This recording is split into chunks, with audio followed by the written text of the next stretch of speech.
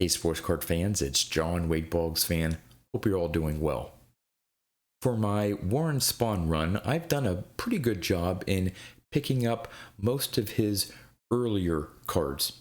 But where I fall short are some of his mid to late 1950s cards and some of his 1960s cards.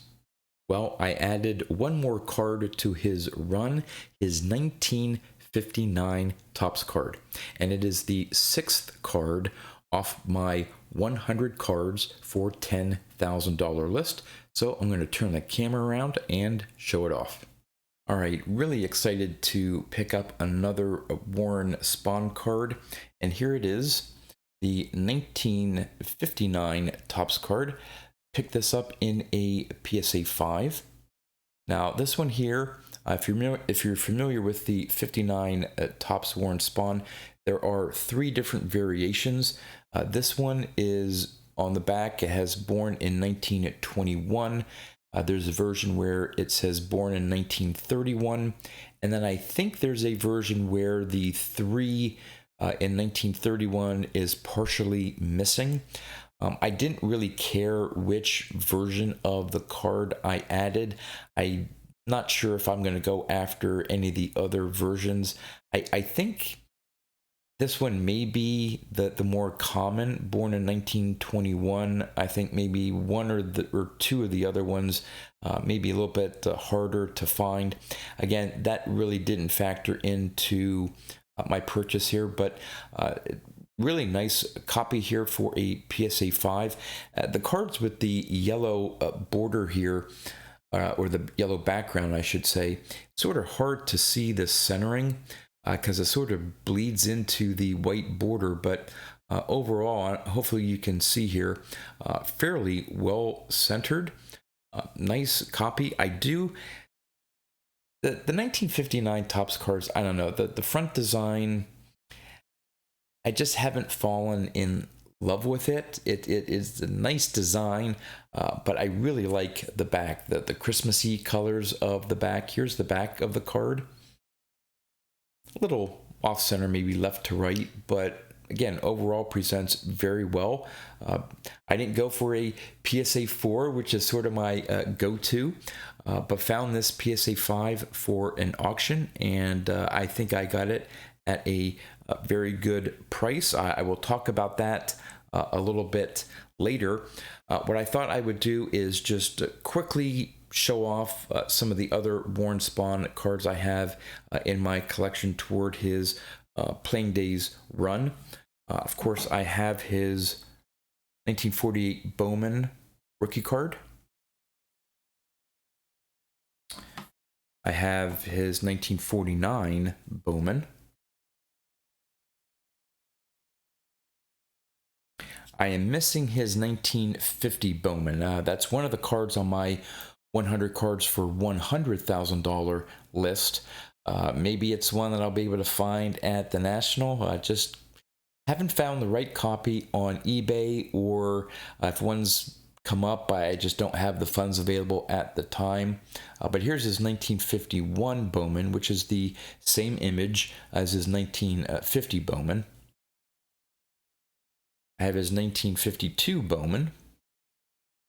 So again, a lot of the early 50s cards I have off his list.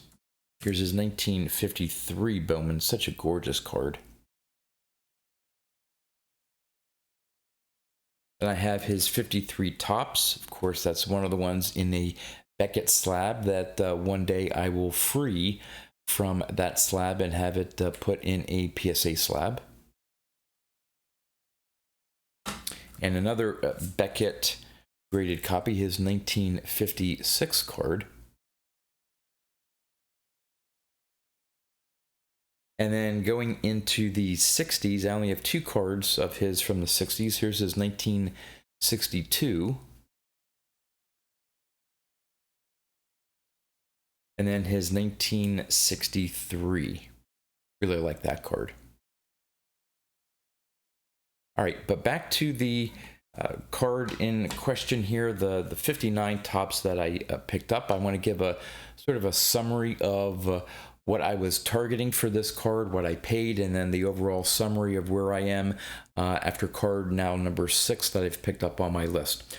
So I originally had the 59 Topps Warren Spahn in a PSA 6, and I thought I'd have to spend $100 to pick up a PSA 6.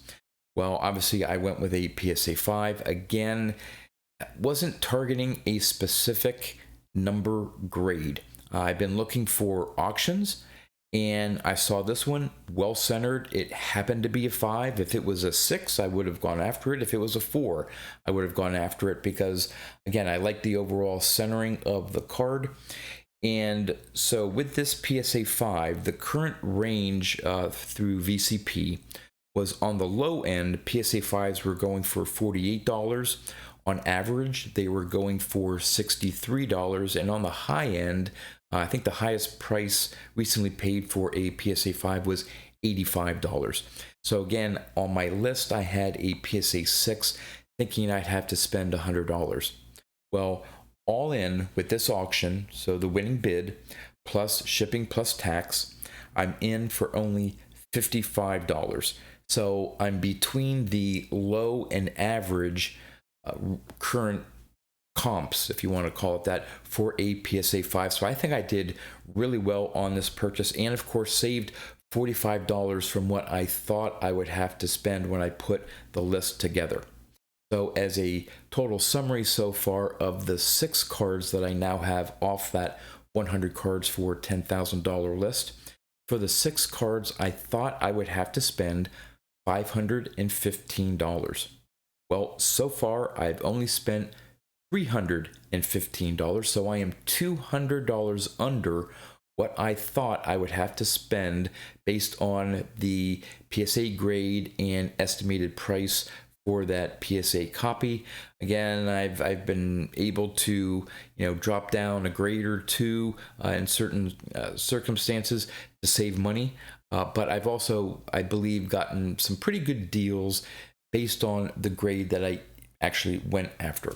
So would love to know in the comments what you think about my 1959 Topps Warren Spahn pickup, the 6th card on my 100 cards for $10,000 list. And with that, that's all I have for you. So until next time, thanks for watching.